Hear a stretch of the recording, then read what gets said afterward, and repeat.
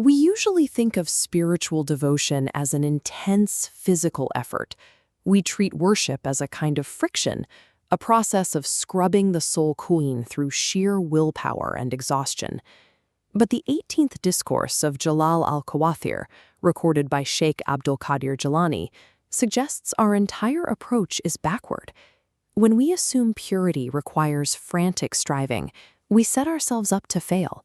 We spend our lives running from door to door, trying to force a connection with the divine, mistaking our own spiritual exhaustion for actual progress. You can see this exhaustion in the person who washes their hands 10 times before prayer, terrified their ablution didn't take, or the believer who restarts their prayer 3 times, paralyzed by the thought that their intention wasn't perfectly sincere. Classical scholars have a name for this obsessive religious anxiety, waswasa. It is a brilliantly subtle trap. If a dark, obvious whisper told a devout believer to abandon their prayers, they would recognize the threat immediately. So instead, the whisper hands them a pious-sounding line of doubt to think along. My prayer wasn't sincere enough. I should redo it. The believer takes the bait, convinced they are listening to a scrupulous conscience.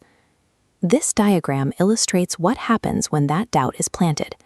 It always starts as a tiny seed, but every time a believer engages with it, every time they analyze the thought to prove their own sincerity, they water the plant. It multiplies. Before long, that simple doubt has grown into a dense, chaotic canopy that darkens their entire religious life.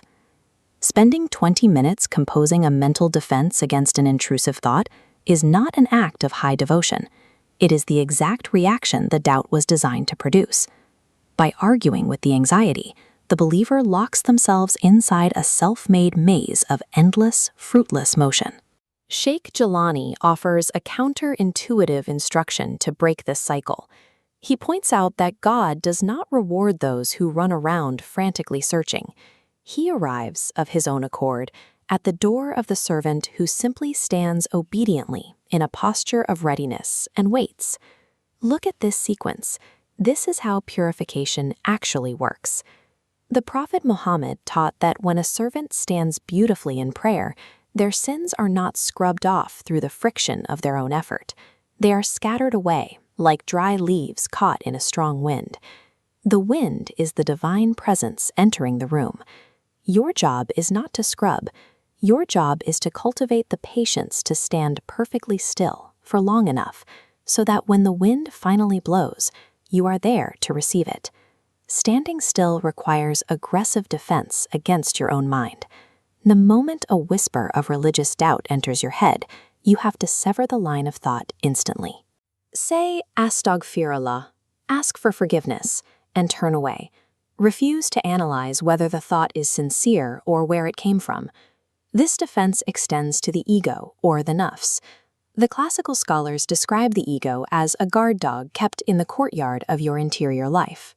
If you feed that dog properly, just enough water and dry bread to keep it functioning, it serves as a useful guardian. But if you indulge it, handing over every juicy treat and satisfying its every appetite, it grows massive. Eventually, it will devour the very person who fed it. True spiritual stillness is a highly active state. It requires enforcing a strict starvation diet on your own ego and ruthlessly cutting down the noise of your own anxiety before it can take root. Imagine a seeker standing knee-deep in a rushing river. The water is the presence of God. It surrounds him completely, flowing over his feet. Yet he is dying of thirst. A moment of wonder.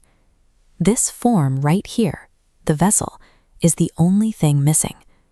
The spiritual guide, or murshid, does not create the water. They are simply the specific human vessel required to hold the grace that is already flowing, so the seeker can actually bring it to their lips. Recognizing this vessel requires a shift in how we see.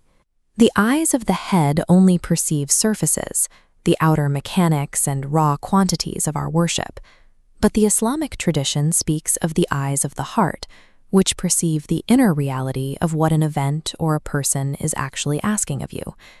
If you lack the humility to accept a vessel to drink from, and the spiritual sight to perceive the reality in front of you, you can spend your entire life drowning in a divine river without ever tasting a single drop.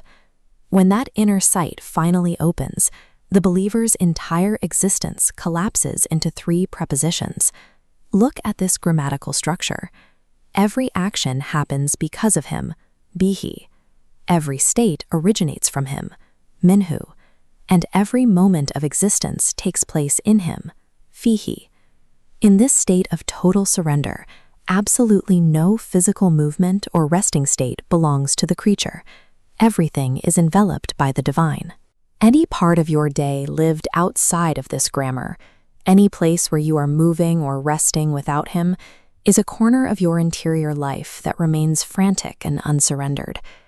Those who master this surrender belong to a category the Quran calls the Ulu al-Albab, the people of understanding. Sheikh Jilani maps out their spiritual trajectory in 3 escalating stages. In stage 1, they grasp the hollow, transient nature of the material world. They realize it promises what it can never deliver, and they simply abstain from chasing it. In stage 2, having emptied their hands of this world, they are granted the significance of the hereafter. They enter into the eternal comfort and reward of the garden. Then, driven by an overwhelming love for the Lord of Truth, they willingly walk out of the garden and leave it behind. They don't leave because paradise is flawed. They leave because they realize that even paradise is not the face of the one who made it. The garden is a magnificent gift, but the mature seeker will leave every gift on the table, unopened, because they desire only the giver. So stop running from door to door. Learn to stand in the wind. Empty your hands of all these intermediate worlds and become one who waits only for the beloved.